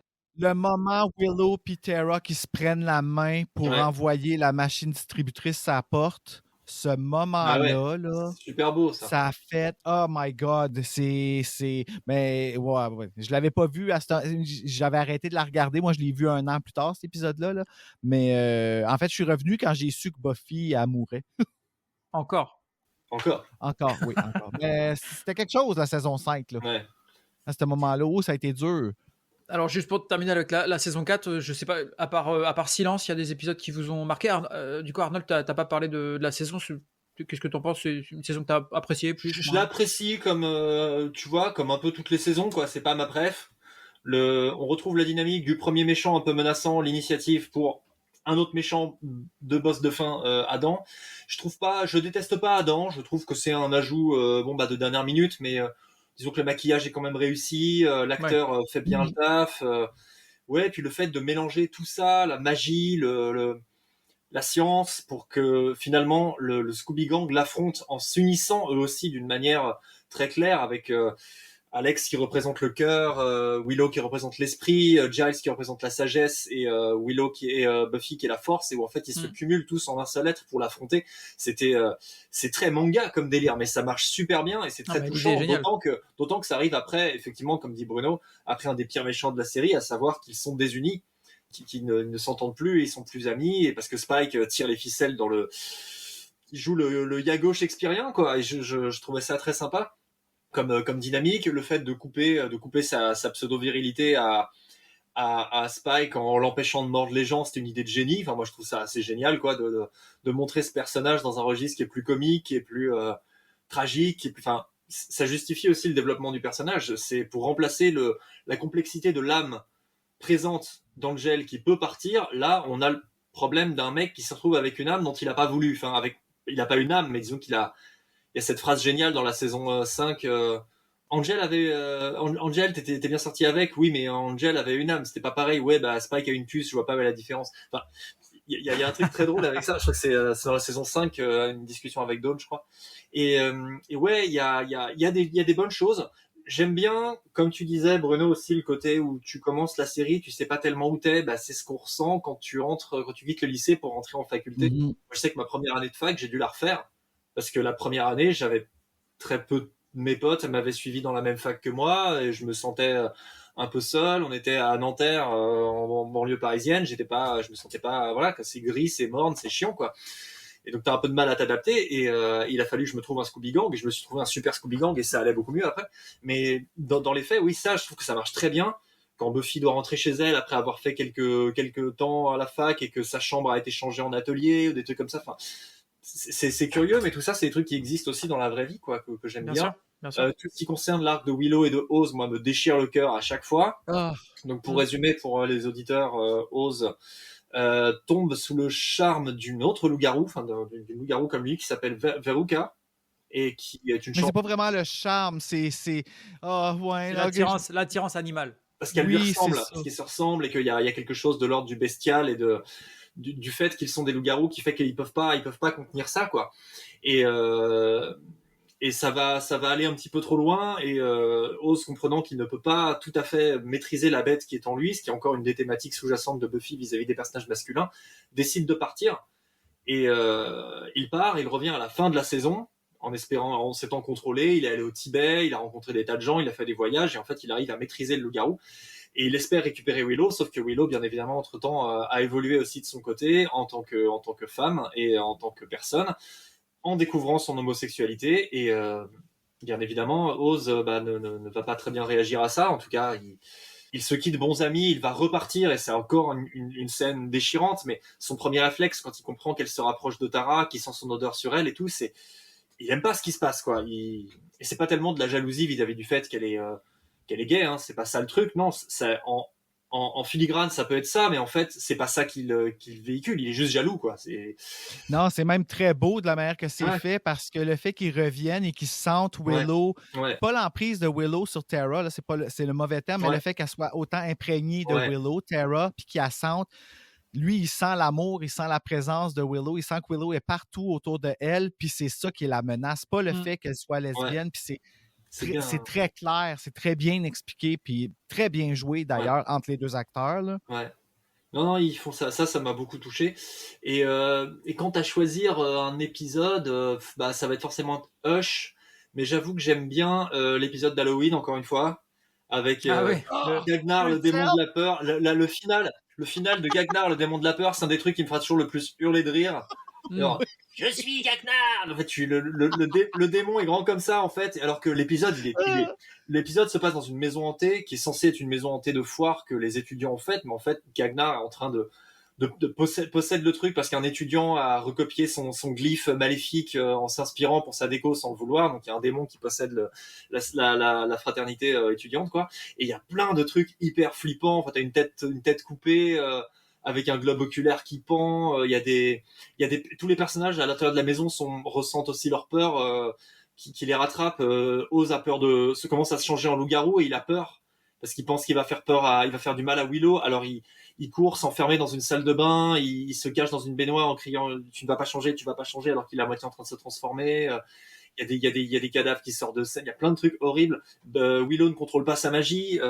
Beaucoup de choses comme ça se passent qui rendent l'épisode vraiment terrifiant, quoi. On est littéralement dans une maison hantée. C'est un épisode que j'aimais bien, ça. Ouais. Et je salue le fait de ne pas finir la saison sur le combat final avec le boss. Il y a un épisode qui termine la série, la saison, qui s'appelle Cauchemar. Avec l'homme au fromage. Avec l'homme au fromage, où tous les personnages du Scooby Gang s'endorment devant une vidéo qu'ils ont louée pour célébrer leur victoire. Ils font une séance vidéo à la maison, le meilleur truc à faire dans ces moments-là, bien évidemment. Et ils tombent dans un cauchemar, une sorte de cauchemar commun, qui est provoqué par la tueuse des origines, la toute première tueuse, qui essaie de faire comprendre à Buffy qu'avoir des amis, c'est pas bien, que la tueuse ne doit pas être entourée, et que tout le sort qui les a unis pour combattre Adam se retourne contre eux. Et j'adore cet épisode. Il n'amène pas spécialement à grand chose tout de suite. On va retrouver la tueuse des origines un peu plus tard, au moment où Buffy va prendre son indépendance vis-à-vis du conseil, mais il y a surtout la maestria de la mise en scène des cauchemars en fait. On a vraiment l'impression que ces personnages sont dans un défilé de scènes absurdes comme nous on pourrait avoir dans un rêve quoi. J'ai jamais vu une série aussi bien montrer ce qu'est un rêve ou un cauchemar. Ah oui, ça c'est vrai. Avec les distances impossibles où Alex conduit un camion, à l'arrière il y a Tara et Willow qui s'emballent et qui lui proposent de venir pour faire du triolisme et il demande à sa meuf si ça la dérange pas et Anya fait non vas-y pas de problème je vais conduire à ta place, j'aime bien ça. Il y va et en fait il traverse un couloir qui est hyper long à la place de passer sur la banquette arrière, c'est un truc qui est très long et en plus il va pas aboutir dans le camion, il va aboutir au lycée ou je sais pas quoi ou dans un sous-sol. Enfin tout ça c'est de l'absurdité que je trouve génialement mis en scène. C'est super, c'est un super épisode. Voilà. Si c'est pas Hush, ça va être celui-là. D'accord avec toi. Le retour de Faith aussi, qui revient pour 2 épisodes. La petite sœur qui, parce qu'elle se réveille de son coma. Oh, bon Dieu, quel plaisir de la revoir. Quand que Buffy elle marche puis que Faith se retourne en plein jour en avant de tout le monde. Oh, quel moment là. Est-ce que c'est pas dans, je pose la question, mais c'est dans cette saison-là où Alex sauve le monde en empêchant une bombe de péter, c'est la 3, ok. Non, j'adorais cette c'est dans la 3. Le 0 pointé. 0 pointé, il était super bien. 0 pointé. Très bon épisode, ouais. Très bon épisode. Il y a de très bons épisodes autour d'Alex dans toute la série. Oui, bien sûr, bien sûr. Provoquer la fin du monde n'a pas l'air de t'inquiéter.